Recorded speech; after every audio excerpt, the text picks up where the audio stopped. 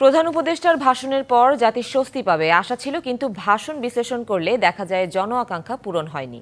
এ মন্তব্য করেছেন জামায়াতে ইসলামীর নায়েবে আমির ডাক্তার সৈয়দ আব্দুল্লাহ মোহাম্মদ তাহের। বৃহস্পতিবার রাতে জামায়াতে ইসলামী সহ সমমনা ৮ দলের বৈঠক শেষে সংবাদ সম্মেলনে কথা বলেন তিনি।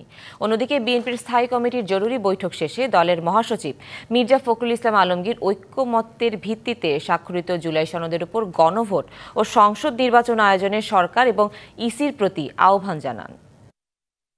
আমরা আশা করেছিলাম আজকে প্রধান উপদেষ্টার ভাষণের মাধ্যমে একটা সুষ্ঠু সমাধান হবে এবং পুরো জাতি একটা স্বস্তি পাবে বলে আমরা আশা করেছিলাম। সনদের কার্যকারিতার জন্য জাতীয় নির্বাচনের আগে যে গণভোট অপরিহার্য, এখানে উনি আবার বিভ্রান্ত তৈরি করেছেন এই কথা বলে যে গণভোট আর জাতীয় নির্বাচন একসাথে হবে। এটা আমরা নিন্দা জানাচ্ছি এবং আমরা আহ্বান জানাই যে এটি উনি প্রত্যাহার করবেন। আগামী ফেব্রুয়ারি মাসের প্রথমার্ধে জাতীয় সংসদ নির্বাচনের ঘোষণা পুনর্ব্যক্ত করায় এবং সংসদ নির্বাচনের দিন গণভোট অনুষ্ঠানের ঘোষণা দেওয়ায় বিএনপির ভারপ্রাপ্ত চেয়ারম্যান জনাব তারেক রহমানের সভাপতিত্বে অনুষ্ঠিত বাংলাদেশ জাতীয়তাবাদী দল বিএনপির জাতীয় স্থায়ী কমিটির সভায় তাকে ধন্যবাদ জানানো হয়।